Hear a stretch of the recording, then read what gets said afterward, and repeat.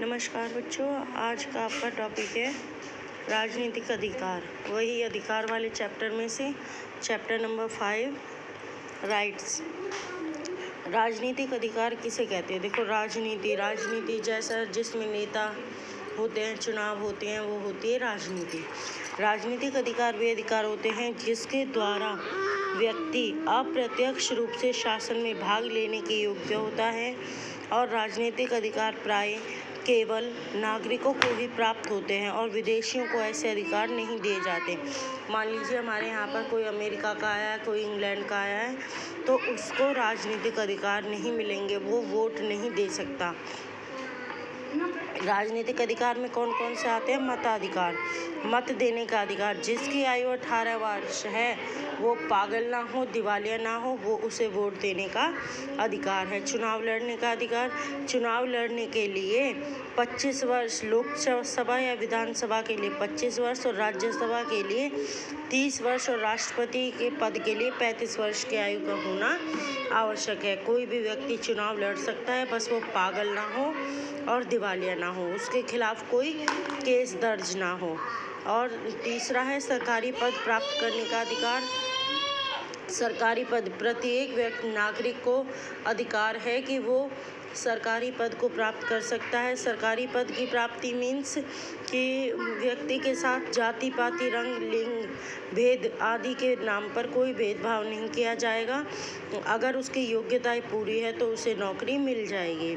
सरकार का विरोध करने का अधिकार, अगर हमारे राज्य में कुछ गलत हो रहा है तो जनता को हक है कि वो सरकार का विरोध कर सकती है।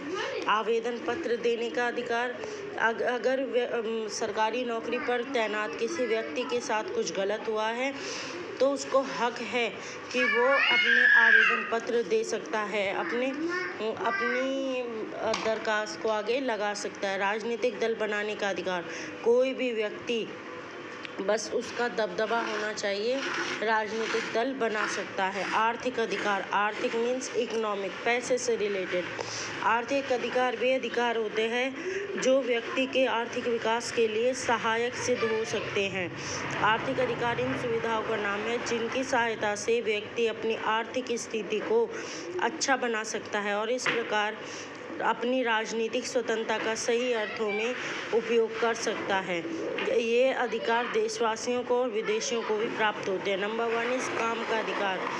प्रत्येक व्यक्ति को अधिकार है, प्रत्येक आदमी को अधिकार है कि वो अपने परिवार का पेट भरने के लिए, अपना पेट भरने के लिए काम करे, उसे अपना सर्वोत्तम विकास करने के लिए काम करने का अधिकार है। नंबर 2 वेतन का अधिकार। जायज़ सी बात है, जब कोई काम करेगा तो उसको वेतन भी प्राप्त होना चाहिए। वेतन प्राप्त होना चाहिए मीन्स उसको सैलरी मिलेगी। लॉस्की के अनुसार व्यक्ति को केवल काम करने का ही अधिकार नहीं बल्कि उसे काम के बदले उचित मजदूरी प्राप्त करने का भी अधिकार है। वेतन के अधिकार से अभिप्राय यह है कि किसी व्यक्ति से मुफ्त काम न लिया जाए और बेकार को काम दिया जाए। नंबर 3 विश्राम का अधिकार। ऐसा ना हो कि व्यक्ति के साथ ज़्यादा काम लिया जाए उससे और उसको विश्राम ना करने के लिए कहा जाए। एक पूरे हफ्ते में एक संडे देना अनिवार्य है, क्योंकि मजदूर जो है वो काम करके थक जाता है, इस वजह से उनको काम के अधिकार के साथ विश्राम का अधिकार भी है। काम करने के लिए निश्चित समय का अधिकार।